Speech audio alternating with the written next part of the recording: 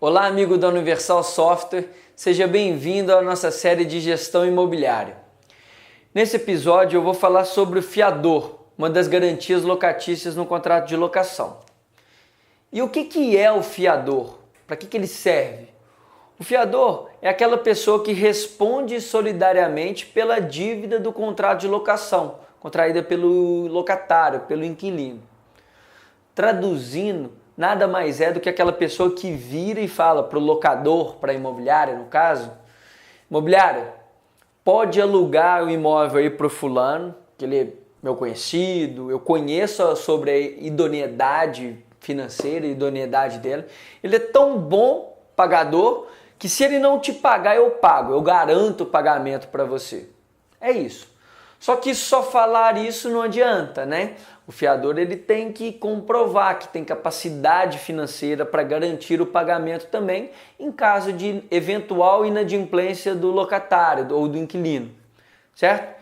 Então nós vamos quebrar alguns paradigmas e entender algumas coisas que talvez você fazia antigamente por hábito, por costume, por estar ali habituado a fazer sempre isso. Nós vamos entender por que o fiador ele é uma das garantias mais utilizadas atualmente no país. Então, como que funciona?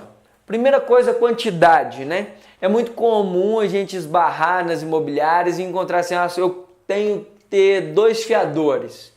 Mas por que 2 fiadores? Justamente por uma precaução, né?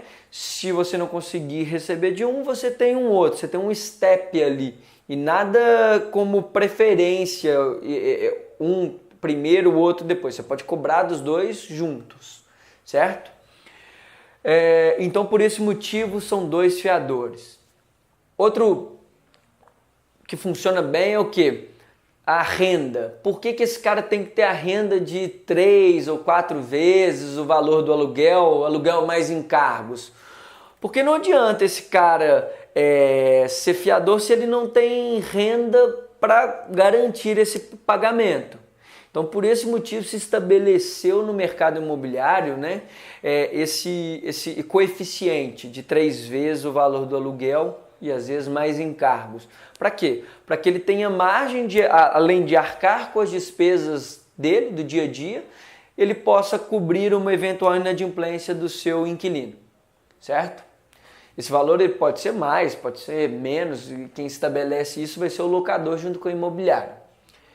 Outro padrão muito conhecido aí é que um dos fiadores tem que ter imóvel, e o imóvel tem que estar na cidade. Por que isso?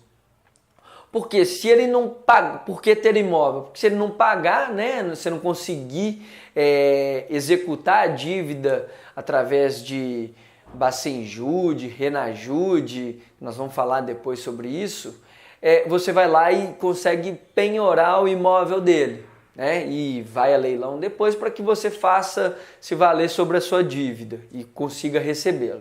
E por que ele tem que estar na cidade? Não necessariamente ele tem que estar na cidade do imóvel, da imobiliária, do locador.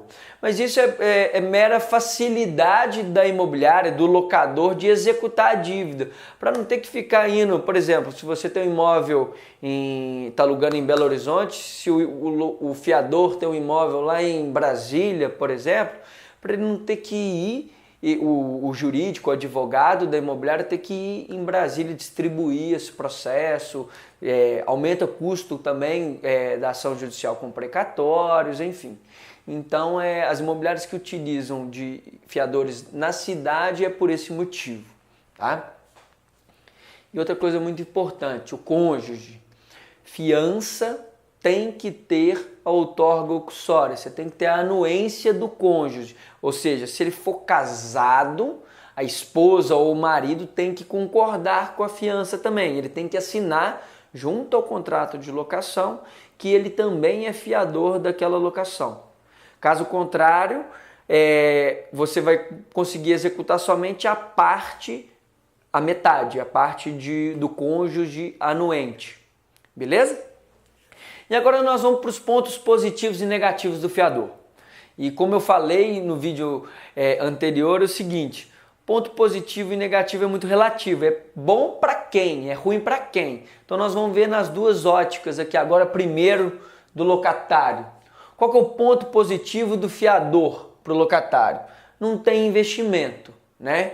Então ele não tem despesa, não tem custo, é apenas o conhecido, então ele vai lá e garante, assina. Então ele não tem essa despesa como teria em outras garantias locatícias, certo?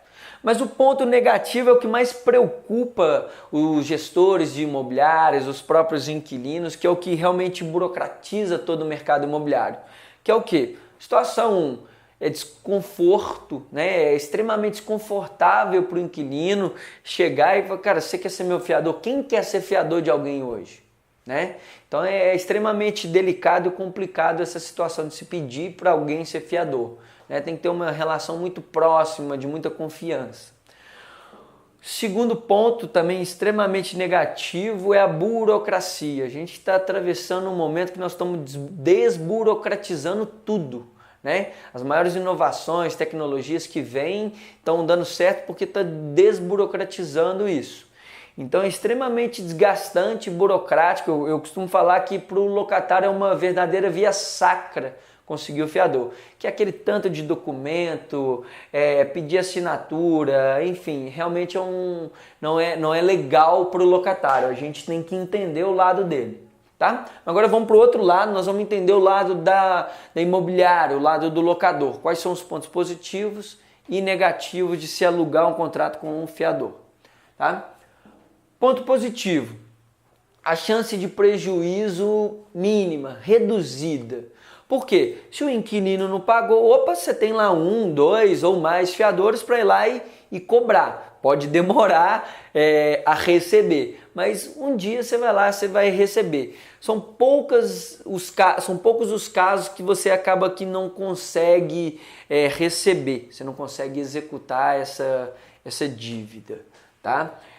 Uma estatística legal que a gente vem acompanhando no mercado imobiliário é que o percentual de inadimplência das imobiliárias costuma ser de 1 a 3%.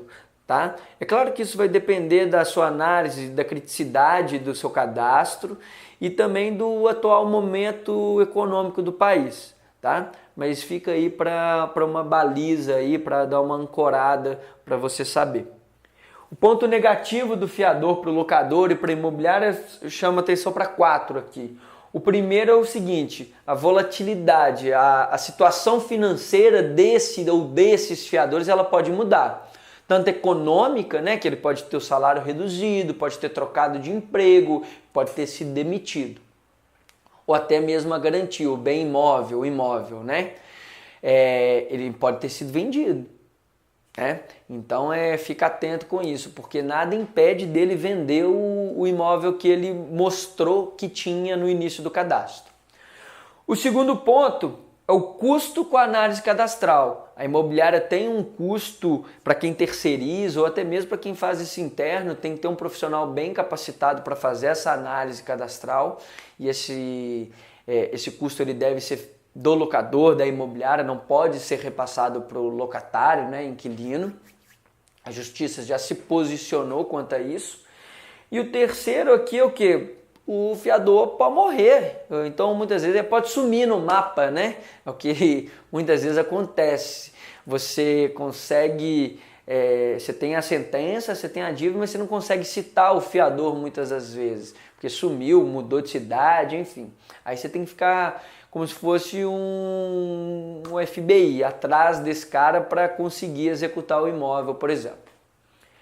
E o quarto é o raro, é mínimo, mas também o quê? A possibilidade, sim, ela existe, ela é mínima, mas você tem que contar com ela, de não receber do fiador também. Você não conseguiu receber do inquilino, não conseguiu receber de um fiador nem de outro, acontece. É difícil, mas acontece. Então você tem que estar preparado e preparar seu cliente, seu locador para isso. E agora eu quero, para finalizar o vídeo sobre fiador, quero chamar a atenção para algumas situações que você deve ficar atento no dia a dia, na rotina da sua imobiliária. Quais são? Primeiro, se você não quer ter problemas, não quer ter prejuízo ou mesmo minimizar, faça uma boa análise cadastral. O trabalho da imobiliária tem que ser preventivo. Não adianta depois você ficar querendo correr, cobrar 5 vezes, 20 vezes, mandar e-mail, mandar carta para o fiador. Se você faz uma boa análise cadastral, dificilmente você vai ter problemas, tá? E a sua margem de inadimplência vai estar naquele percentual reduzido. Segundo ponto é o quê? Atualize o cadastro anualmente, tá?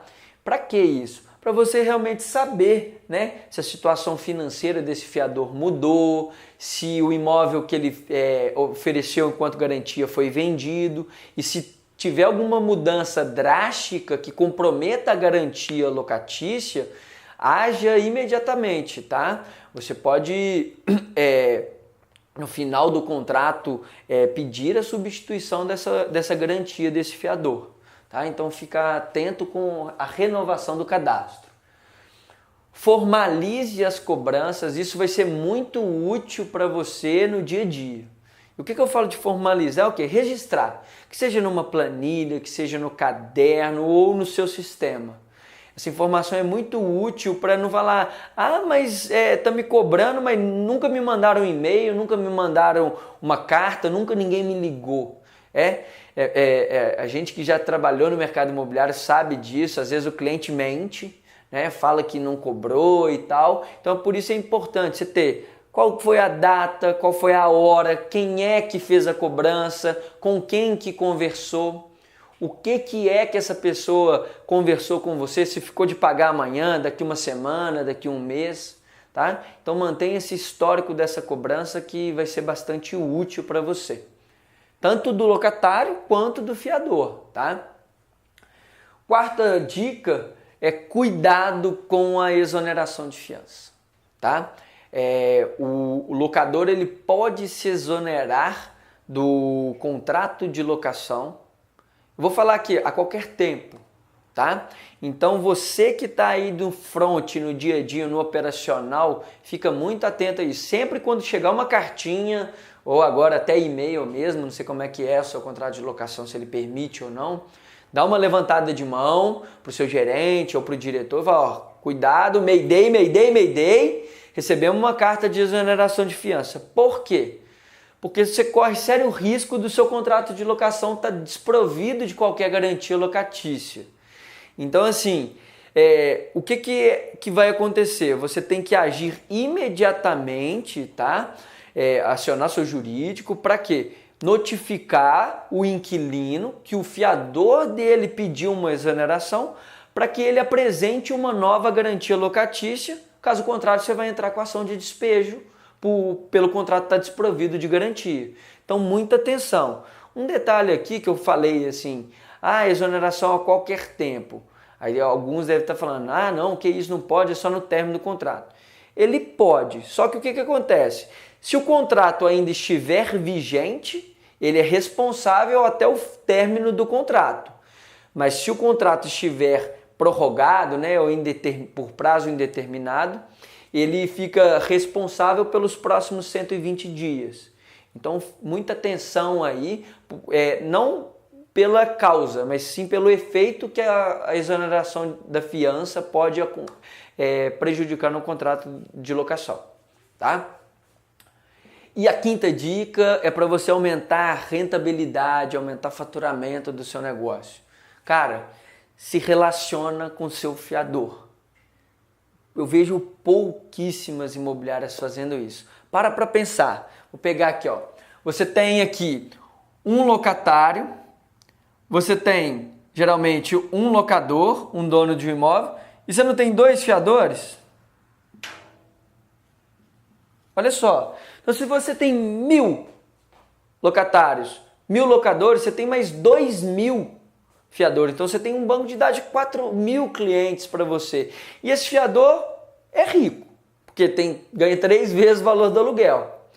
Ele tem imóvel, muitas das vezes. Cara, por que não mandar um e-mail no aniversário dele? Por que não desejar um feliz aniversário? Por que não mandar uma newsletter da sua imobiliária? Por que não mandar ofertas? Por que não prospectar o seu cliente? Você tem tudo dele, lembra da parte burocrática? Você tem até o tipo sanguíneo do fiador praticamente aí dentro da imobiliária. Onde é que ele mora, e-mail, telefone, endereço comercial, residencial, mas você não se relaciona. Entra em contato com ele, vende para ele, aluga para ele, capta o imóvel dele, tá? Então fica aí essa dica que é bem interessante para você abrir a sua cabeça para explorar mais o banco de dados do seu fiador. Tenho certeza que ele vai gostar de ser visto como um cliente também, não só como uma garantia, em um mercado hoje que todo mundo só liga para cobrá-lo, para encher o saco. Se você ligar oferecendo o seu serviço, de repente é mais um cliente que você tem a conquistar aí na sua imobiliária. Beleza? Então assim, muito obrigado por estar aqui com a gente nesse vídeo de hoje. Se você gostou, curte, compartilhe o vídeo, espero que possa ajudar no dia a dia da sua imobiliária e potencializar os seus resultados. E se você quiser ler também mais sobre o assunto, clica aqui no link desse vídeo. A gente tem um artigo no nosso blog que é o Guia Completo de Garantias Locatícias, tá? Espero que seja bem útil aí para sua imobiliária. Obrigado, até o próximo vídeo. Falou!